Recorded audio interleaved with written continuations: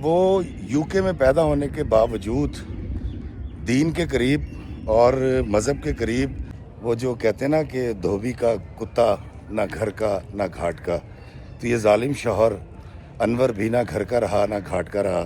تو آج کی کہانی جو ہے وہ ایک عورت کے انتقام کی کہانی ہے، اور انور صاحب جو ہیں آج مونچھوں کو تاؤں دے کے جھوٹے مدبر بن کے اپنے گاؤں میں اسی طرح بیٹھتے ہیں اور لوگوں کو قصہ سناتے ہیں کہ اس کی بیوی بے وفا تھی۔ عورت بڑی رحم دل ہوتی ہے، عورت بڑی نرم دل ہوتی ہے، عورت معاف کرنا جانتی ہے اور رواداری سے کام لیتی ہے، لیکن جب عورت انتقام لینے پر آتی ہے تو مرد کو چاروں شانے چت کر دیتی ہے۔ السلام علیکم میرے عزیزو اقارب، میرے عزیزو، میں افتخار رفیع پیارے پاکستان کے سٹی آف لو لاہور سے۔ دوستو، عورت بڑی رحم دل ہوتی ہے، عورت بڑی نرم دل ہوتی ہے، عورت معاف کرنا جانتی ہے اور رواداری سے کام لیتی ہے، لیکن جب عورت انتقام لینے پر آتی ہے تو مرد کو چاروں شانے چت کر دیتی ہے۔ ویسے تو 99% عورتیں ہماری سوسائٹی کی برداشت کرتی ہیں، معاف کر دیتی ہیں اور اپنا حق چھوڑ دیتی ہیں، لیکن کچھ عورتیں وہ بھی ہوتی ہیں جو اپنا حق چھیننا جانتی ہیں اور مرد کے دانت کھٹے کرنا جانتی ہیں۔ تو آج کی کہانی جو ہے وہ ایک عورت کے انتقام کی کہانی ہے، اور یہ کہانی مجھے سنائی اس عورت نے جس نے ایک مرد سے ایسا انتقام لیا، ایسا بدلہ لیا کہ وہ عمر بھر یاد بھی رکھے گا اور تاریخ میں یہ انتقام لکھا جائے گا۔ دوستو، ہوا یہ کہ اب سے کوئی تقریباً 5 دن پہلے مجھے ایک کال رسیو ہوتی ہے، اور یوکے کا نمبر تھا۔ میں نے جب اٹھایا تو سامنے سے ایک نسوانی آواز آئی۔ اس نے کہا کہ افتخار بھائی السلام علیکم۔ میں کہا وعلیکم السلام۔ انہوں نے کہا افتخار بھائی میرا نام فاطمہ ہے اور میں پیشے کے اعتبار سے ڈاکٹر ہوں، یوکے میں رہتی ہوں، اپنے والدین کی اکلوتی بیٹی ہوں، اور میں آپ کو ایک کہانی سنانا چاہتی ہوں۔ تو میں نے کہا ہاں جی بیٹا بتائیے۔ وہ کہتی ہے جی میں برٹش بورن ہوں، اور میرے جو والد ہیں ان کا ریسٹورنٹ کا پوری ایک چین ہے، اور فاطمہ کے گھر میں مال و دولت کی کوئی کمی نہیں تھی۔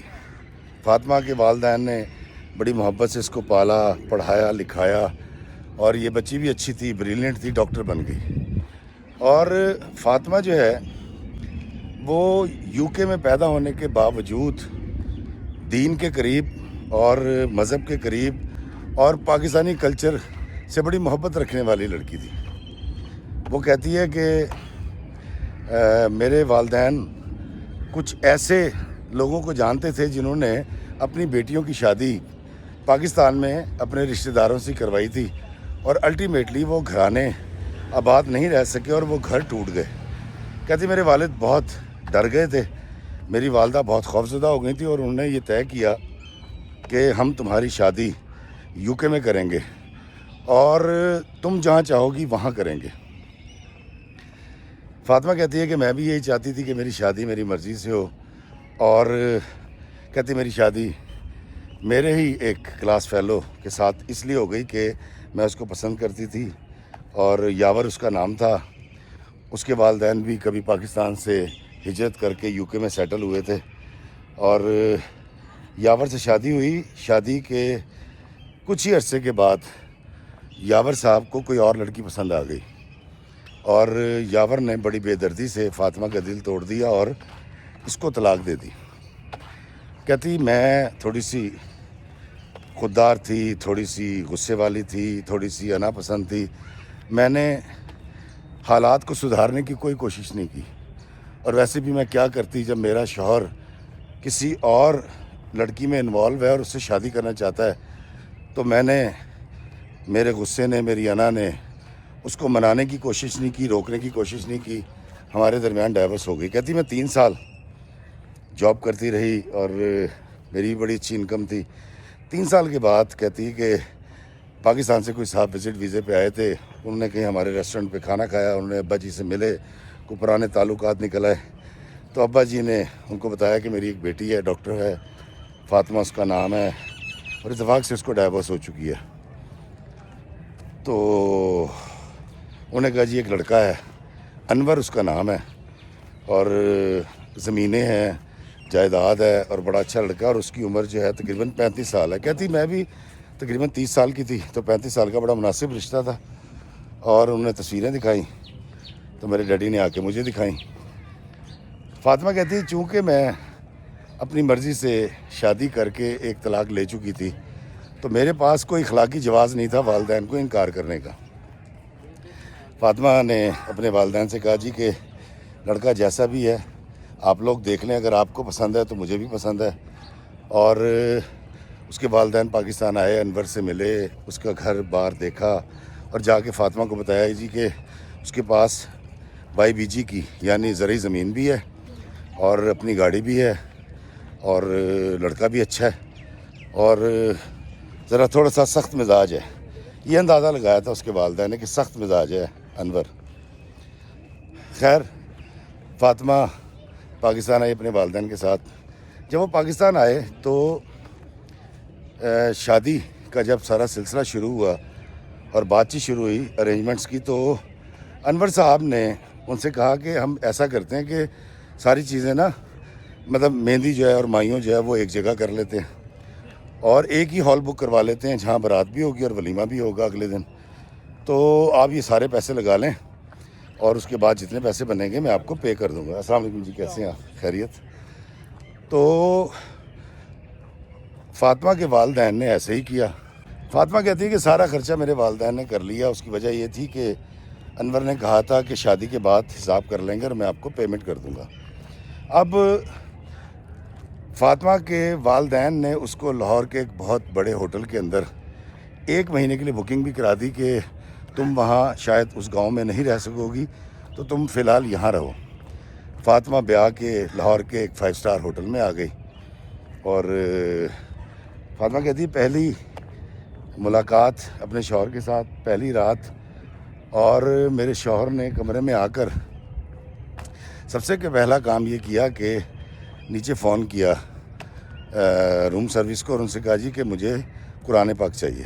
تو انہوں نے بتایا جی کہ قرآن پاک فلاں فلاں الماری میں رکھا ہوا ہے. کہتی انور قرآن پاک اٹھا کر لائے ہیں, میرے آگے رکھا ہے. تو میں نے کہا یہ کیا؟ مجھے کہنے لگے کہ تم اس پر ہاتھ رکھ کے قسم کھاؤ کہ تمہاری طلاق سے پہلے تمہاری کسی لڑکے میں انوالومنٹ نہیں تھی اور تمہارے شوہر نے تمہیں بد کردار ہونے کی وجہ سے نہیں چھوڑا. فاطمہ کہتی ہے کہ افتخار بھائی, ہم جو برٹش بورن بچے ہوتے ہیں ہمارے لیے یہ باتیں بڑی سخت, بڑی کڑوی, بڑی کسیلی ہوتی ہیں. کہتی لیکن میں اب سوچ رہی تھی کہ کیا کروں, اب پہلی رات ہے اور مجھے لگا کہ یہ دباؤ جو مجھ پر آیا ہے میری طلاق کے بعد یہ مجھے سہنا ہے. کہتی جی میں نے قرآن پاک پہ ہاتھ رکھ کر اس کو قسم دی کہ میں زندگی میں کبھی کسی مرد میں انوالو نہیں رہی. ہاں میری شادی ہوئی تھی اور وہ میری مرضی سے ہوئی تھی اور پھر طلاق ہو گئی, اور طلاق کی وجہ جو ہے وہ میں نہیں تھی, ایک دوسری عورت تھی. کہتی انور کو یقین آیا. کہتی ہم 3 4 5 دن بڑے خوش رہے, گھومتے پھرتے رہے. تو انور نے کہا کہ میری گاڑی چوری ہو گئی ہے. میں نے کہا کہاں سے؟ وہ کہتے جی کہ میں مال روڈ پر ایک جگہ میں نے پارکنگ کی تھی, تمہارے لیے کچھ شاپنگ کر رہا تھا, تو جب میں واپس آیا تو گاڑی وہاں نہیں تھی اور میں نے رپورٹ کروا دی ہے. خیر اب چونکہ مجھے گاڑی کی ضرورت تھی, ابھی میں نے 1 مہینہ یہاں پر رہنا تھا, تو میں نے اگلے دن اپنے پیسوں سے انور کو ایک گاڑی خرید دی. اور انور نے کہا کہ اگر تم اپنے نام کرواؤ گی تو 100 مسئلے مسائل ہوتے ہیں, اس کے ٹوکن جمع ہوتے ہیں اور اس کے ٹیکس اس پہ لگتا ہے, تو یہ گاڑی تو میرے نام کر دو. میں نے وہ گاڑی انور کے نام سے خرید لی. فاطمہ کہتی ہے کہ ہم وہاں 15 دن سے ہوٹل میں رہ رہے تھے اور میں انور کو جج کرنے کی کوشش کر رہی تھی کہ یہ کیسا انسان ہے, اس کو کیا پسند ہے کیا ناپسند ہے, تاکہ میں آگے اس کے ساتھ ویسے ہی چل سکوں جیسا اس کو اچھا لگتا ہے. تو انور جو ہیں بڑے خوش مزاج تھے, بڑی محبت کے ساتھ میرے ساتھ رہ رہے تھے. وعلیکم السلام جی. کہتے جی ان کے خاندان میں گاؤں کے اندر ایک شادی آئی اور اس شادی میں انہوں نے کہا جی لازمی جانا ہے, ان کے چچا کے بیٹے کی شادی تھی.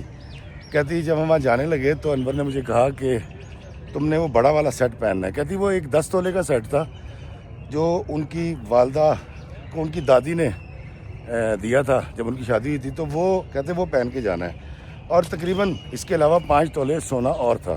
کہتی میں نے وہ 10 تولے کا سیٹ پہنا، ہم یہاں سے گئے، وہاں جا کے ہم نے شادی اٹینڈ کی۔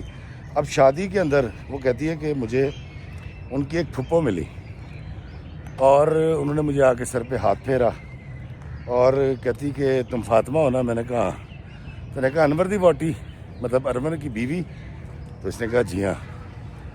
تو پھپھو نے کہا کہ بیٹا تو کہاں پھنس گئی؟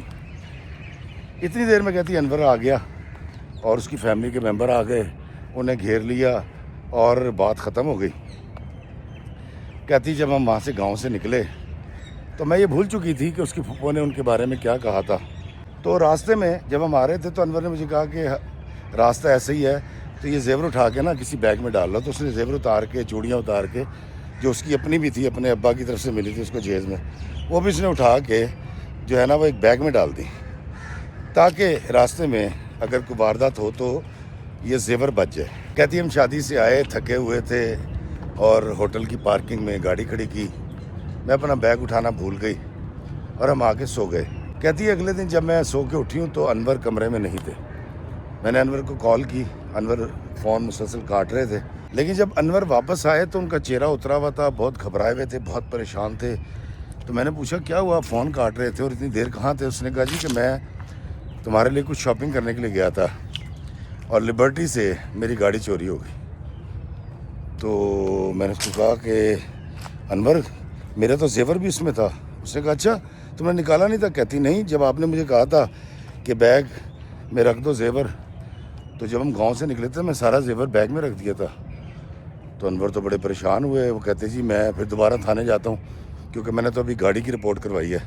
انور پھر چلے گئے اور جا کر انہوں نے زیور کی رپورٹ بھی کروائی۔ فاطمہ کہتی ہے کہ مجھے چونکہ ابھی پاکستان میں کچھ اور دن رہنا تھا، انور کے پیسے ابھی آنے تھے، ان کے پاس پیسے نہیں تھے، تو انہوں نے اسی وجہ سے میرے ڈیڈی کے بھی پیسے نہیں دیے تھے جو شادی پر خرچ ہوئے تھے۔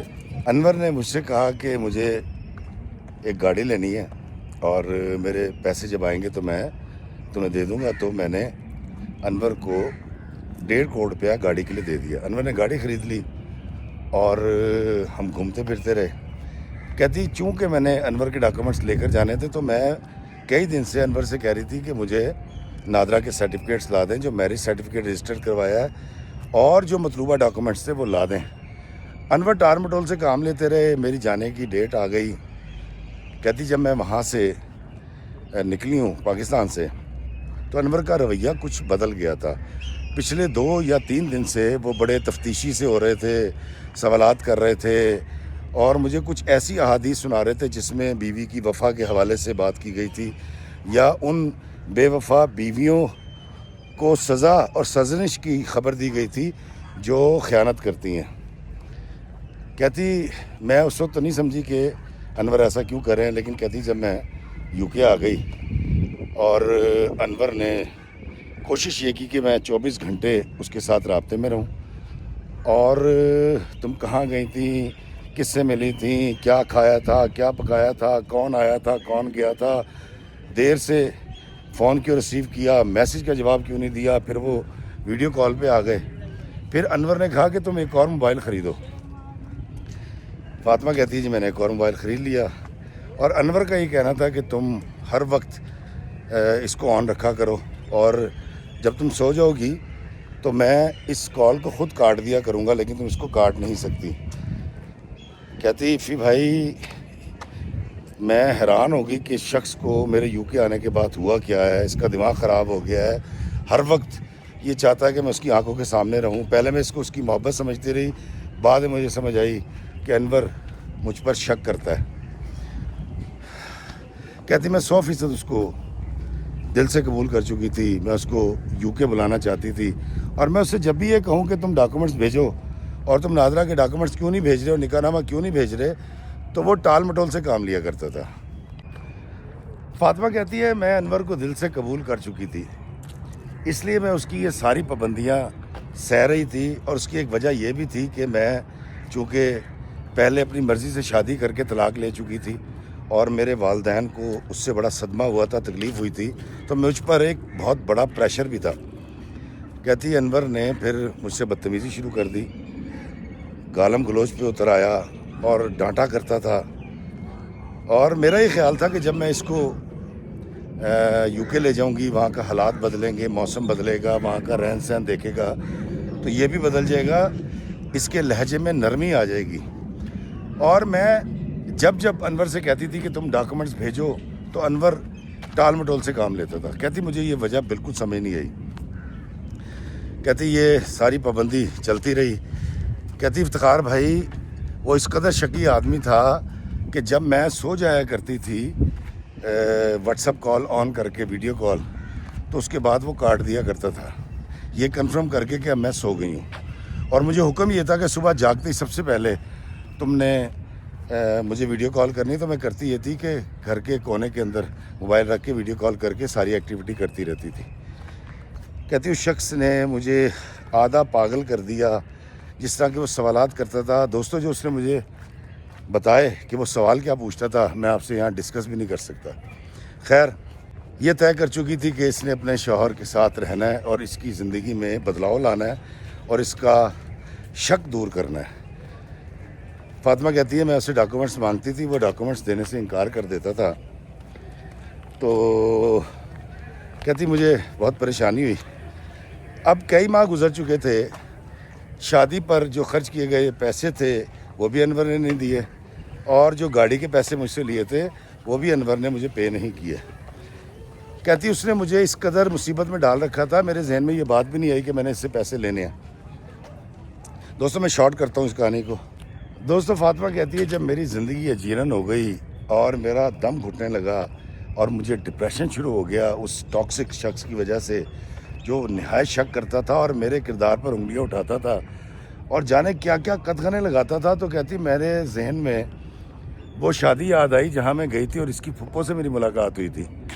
کہتی میں نے جیسے تیسے کر کے اس کی پھپھو سے رابطہ کیا اور میں نے پھپھو کو کال کر کے بتایا کہ میں فاطمہ بول رہی ہوں یو کے سے۔ کہتی بس میں نے اتنا کہنا تھا کہ میں فاطمہ بول رہی ہوں یو کے سے۔ اس کی پھپھو نے ان کے خاندان کی کہانیاں سنائی ہیں کہ جھوٹے چودھری نے مونچھیں رکھ کے پھر رہا ہے اور کماتا کچھ ہے نہیں، تھوڑی بہت جو ٹھیکہ آ جاتا ہے، ٹھیکہ کہتے ہیں جی وہ پیسے جو فصلوں والی جو زمین ہوتی ہے نا، زرعی زمین آپ نے کرائے پہ دے رکھی ہوتی ہے ٹھیکے پہ، تو وہاں سے جو پیسے آتے ہیں وہاں سے گزارا ہوتا تھا۔ اور اس نے کہا کہ مزید اگر تم نے کچھ معلوم کرنا ہے اس کے بارے میں تو میں اپنے دماد سے بات کراتی ہوں۔ کہتی جی کہ تھوڑی دیر کے بعد اس کے دماد کی کال آ گئی، شرافت اس کا نام تھا۔ شرافت کہتا ہے جی کہ فاطمہ بہن جو گاڑی تھی جو یہ کہتا ہے چوری ہو گئی تھی وہ کرائے کی تھی، اور جو زیور آپ کو چڑھایا گیا تھا 10 تولے کا سیٹ وہ علاقے کے نمبردار کی بہو کا تھا جو مانگا گیا تھا، اور یہ شخص جو ہے یہ پہلے سے شادی شدہ ہے۔ فاطمہ کہتی ہے میں نے شرافت بھائی سے کہا شرافت بھائی آر یو شیور؟ اس نے کہا ہاں جی یہ شادی شدہ ہے، اس کے 3 بیٹے ہیں، ایک بیٹی ہے، اور روزینہ اس کی بیوی کا نام ہے، اور وہ اس کی رشتہ دار ہے، خالہ کی بیٹی ہے۔ میں نے شرافت سے جب ثبوت مانگے تو شرافت نے مجھے نادرہ کا ایک سرٹیفکیٹ بھیج دیا جس میں وہ اس کی بیوی تھی اور بچوں کی تصویریں لگی ہوئی تھی اور ان کے جو نمبر ہوتے ہیں وہ لکھے ہوئے تھے۔ کہتی مجھے پتہ چل گیا کہ یہ شادی شدہ ہے اور اس نے مجھ سے جھوٹ بولا ہے اور اسی وجہ سے یہ شخص مجھے ڈاکومنٹس نہیں بھیج رہا۔ فاطمہ کہتی میں نے اپنے شوہر کو فون کیا اور میں نے اس سے کہا کہ مجھے یہ پتہ چلا ہے کہ تم پہلے سے شادی شدہ اور تمہارے 4 بچے ہیں۔ تو پہلے تو کہتی وہ مکر گیا، لیکن جب میں نے نکاح نامے کی کاپی سینڈ کی تو وہ مان گیا۔ اس نے کہا ہاں جی دراصل ہوا یہ تھا کہ یہ بہت غریب تھے اور میں نے تو مہربانی کی تھی اس لڑکی سے شادی کر کے، لیکن میں محبت تم سے ہی کرتا ہوں۔ تو میں نے کہا تم اس وجہ سے ڈاکومنٹس نہیں بھیج رہے تھے؟ اس نے کہا ہاں یہی وجہ تھی کہ اگر میں ڈاکومنٹس بھیجتا تو تمہیں پتہ چل جاتا کہ میں شادی شدہ ہوں اور پھر تم مجھے چھوڑ دیتی۔ فاطمہ کہتی کہ نہیں کوئی ایشو نہیں ہے اس کے اندر، اور ٹھیک ہے تم نے پہلے سے شادی کر رکھی ہے تو تمہیں مجھے بتا دینا چاہیے تھا۔ کہتی اس راز کے کھلنے کے بعد میرے شوہر کا رویہ ذرا نرم ہو گیا لیکن میں اندر سے سخت ہو چکی تھی. مجھے بڑا دکھ ہوا تھا کہ گاڑی کرائے کی زیور کسی کا میرے ابا کے شادی کے پیسے بھی اس نے کھائے اور گاڑی کے پیسے بھی مجھ سے لے لیے اور شادی شدہ بھی نکلا. تو اتنے سارے جھوٹ اس نے ہم سے بولے تھے اور مجھے غصہ آ کے کہتی اس بات پہ. کہتی پھر میں بھول گئی کہ میرے اوپر دباؤ کیا ہے, میں طلاق یافتہ ہوں یا نہیں ہوں. کہتی میں نے طے کر لیا کہ میں نے اب اپنے شوہر سے بدلہ لینا ہے. دوستو, کہانی کا رخ بدل گیا. فاطمہ ریورس ہو گئی اور اس نے بڑی محبت کے ساتھ اس کو ڈیل کرنا شروع کیا, توجہ دینی شروع کی اور محبت کا اظہار شروع کیا. اور اس کے پیچھے فاطمہ کا کیا مقصد تھا یہ بھی میں آپ کو بتاتا ہوں. تو فاطمہ نے دوستو کیا یہ کہ نہایت نرمی اور متانت اور محبت کے ساتھ اس سے کہا کہ تم ایک قانون جان لو کہ یو کے اندر ایک شادی رجسٹرڈ ہوتی ہے اور میں تمہیں اس وقت تک نہیں بلا سکتی یو کے جب تک تمہارے نکاح میں صرف میں نہ ہوں. اور انور نے جب یہ سنا اور پتہ کیا ویزا جو گائیڈ ہوتے ہیں ان سے, تو نے کہا جی آپ کی بیگم صاحب بالکل ٹھیک کہہ رہی ہیں, کیونکہ یو کے میں ایک شخص ایک ہی شادی کر سکتا ہے, ایک ہی نکاح کر سکتا ہے. اب فاطمہ نے اپنا ترک کا پتہ چلا تھا اور اس کو کسی وکیل نے مشورہ دیا کہ تم ایک کام کرو, تم اپنی اس بیوی کو بغیر بتائے ڈائیورس کر دو اور یہ جو دوسری بیوی ہے اس کا نام نکاح نامہ رجسٹرڈ کرا لو اور وہ نکاح نامہ اپنی بیوی کو فاطمہ کو بھیج دو یو کے. اب انور صاحب جو تھے وہ ایک لالچی آدمی تھے اور جھوٹے قسم کے انسان تھے.